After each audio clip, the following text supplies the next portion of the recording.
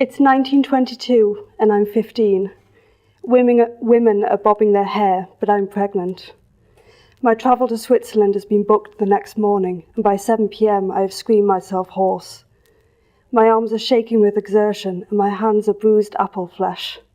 The smell of lamb, peas, and buttered potatoes wafts up from downstairs with the sounds of faint conversation and the scraping of cutlery on china.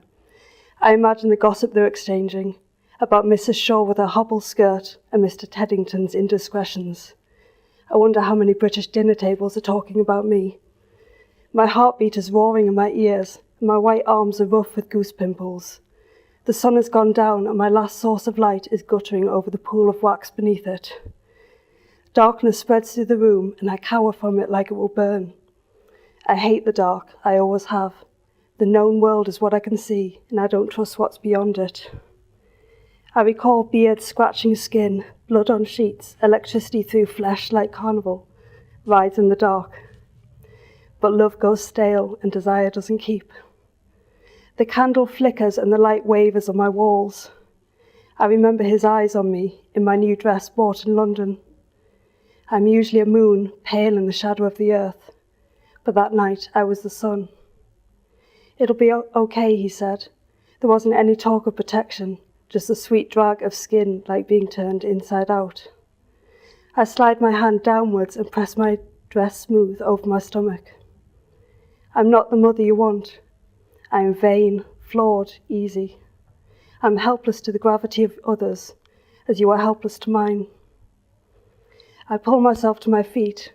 The sky is brilliant pink on the horizon, and the sun dips away beyond it. If I could break the window, then I could find a path down to the grounds. I look around the room and my eyes come to my solid oak desk chair.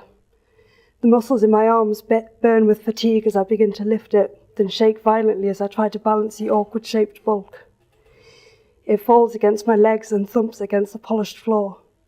I try again, but my muscles collapse immediately and the chair crashes down on its side. There is a hesitation of cutlery downstairs before the sounds continue. I hear light, purposeful footsteps come down the hallway. Angela, I call out, wincing at the pain as I knock. The footsteps stop, uncertain. Miss, I can't be talking to you, miss. My father paid for elocution lessons so that she sounded educated on the telephone, but I missed the warm music of her East London accent. Angela, help me, please. I can see the outline of her scuffed shoes, dutifully polished each week. They're sending me away tomorrow, please. I can't, miss. She leans closer to the door. The smell of grease and polish transforms me into a child again, crying on her lap with skinned knees and elbows. She's worked at this house since I was born. I can't go against the mistress, she says. I can't lift a chair, but... What if the mistress knew about the things that disappear, I say. It's only bits of half-finished soap, stockings and clothes that are replaced when they only need darning, but it's enough. She gasps. Miss, oh miss, you wouldn't. I have children, miss, you know I have. I know. She has a son and daughter. Wouldn't she do the same for them? Oh miss, you... Her voice shakes and I hate myself. I've loved you like one of my own, you wouldn't. I press my hands to my abdomen. My candle has gone out. Please, Angela, they've taken my spare candles. Mistress says you want to have another, she says. She says you are to learn to like the dark. The flame gutters and the last of the daylight is leaving like the tide gone back out to sea. I scream through my tired vocal cords. Oh, miss, Angela croons as I cry. Oh, Poppy.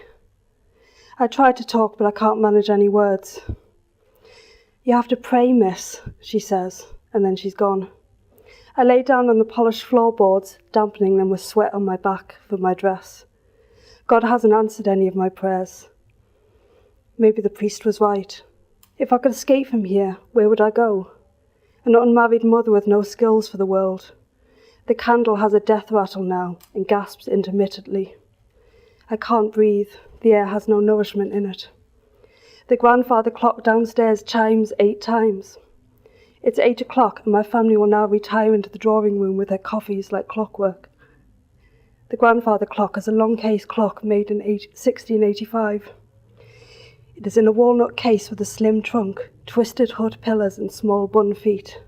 The pendulum has swayed through 2 centuries in my family. These clocks were originally only made for nobility, but my great-great-grandfather Philip had his ways. Legend has it that the Prince Regent himself sold it to him for a night in his wife's bed and a crate of Indian tea. My family tell this story as though it isn't true, as though it's just a fancy to mention over dessert. The truth is my family live and die by this clock. My great-uncle Reginald died at 9 p.m. because he didn't miss dinner. At the last stroke of 9, he dropped down dead on the Indian silk tablecloth. My candle hisses and starts to smoke. The light has gone, save for a small strip coming from beneath the locked door. But I wouldn't give for more time. If I could, I'd stop the grandfather clock, for that heavy hand to edge backwards until the daylight comes back, to give this half-formed child and I 1 more hour together. I imagine the long pendulum losing momentum and the aged cogs grinding to a standstill.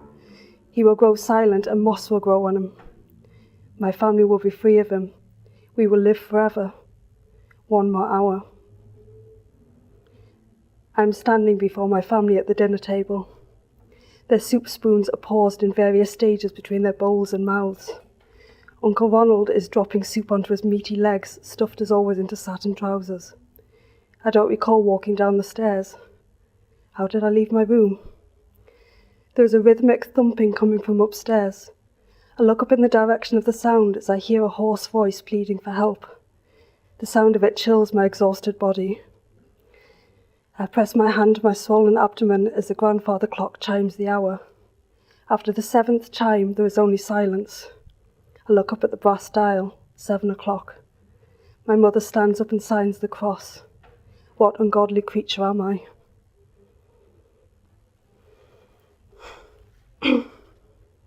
I hate to be in complete darkness, so when I first saw the Milky Way in 1910, I thought I could sleep soundly if I was in the middle of all of those stars.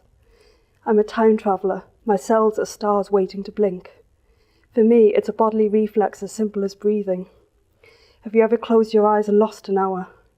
I can lose years at will. I can choose where I go and for how long. My family thought me an abomination against God's natural laws, but the same affliction that separated me from them became my only comfort. I was 15 when it blossomed in me like puberty. Before Robert Graves said goodbye to all of that.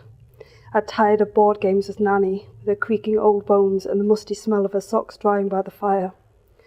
The 1920s were dark until I was allowed to come back into the light of civilized drawing rooms. I'd spent my confinement in Switzerland during the winter darkness and returned alone.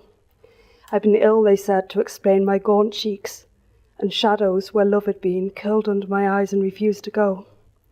Tired of the darkness, I travelled into the future and light spread before me. I watched candlelight replaced by Edison's electric bulb. Some said electricity was witchcraft and full of dangerous vapours, and I thought if it was, then I was intoxicated. I watched the industrial revolutions with as much fervour as a nation being set free from beneath a shadow. I followed it to Chicago, 1933, where crowded in the Hall of Science courtyard, the crowd was so electric that I believed that we could light a star. Octorus had travelled from 1893, a time traveller like me, and when they pointed their photocells at him, he obliged by producing a great white beam that cut across the sky, like hope through black. I chased the 3 months of 24-hour daylight of the Arctic Circle. I followed the midnight sun in Norway, time-travelling through the dark nights and months, and only lived a half-life. I soon craved the warmth of human companionship. So I came to London in 1984, 24-hour laundrettes and cafes. I stood at Piccadilly Circus at midnight. Neon signs and illuminated playhouses fed me like dining at the Ritz every night. All the lights burned in the big cities, where street lamps, scattered by dust and gas molecules, made the sky glow and kept darkness at bay 365 days a year. The BBC national anthem in 1994 was like saying goodbye to a friend, to the light, to people every night. And I felt abandoned. I went further out. In 2050, people shut lights off because of light pollution. Then in 2060, people went all the way out to live in the darkness of space. The lights went out on Earth one by one, and I was alone again. I tried floodlight therapy, but felt like a fragile sea creature, having submarine light shone on it for the first time. When Sanderson regulated time travelling, I chose to be anchored in 2009. I found a job as a nurse and took the night shift. And the hospital, lit up in fluorescent lights like an all-year-round Christmas tree, protected me until each morning arrived as pink and wondrous as a newborn.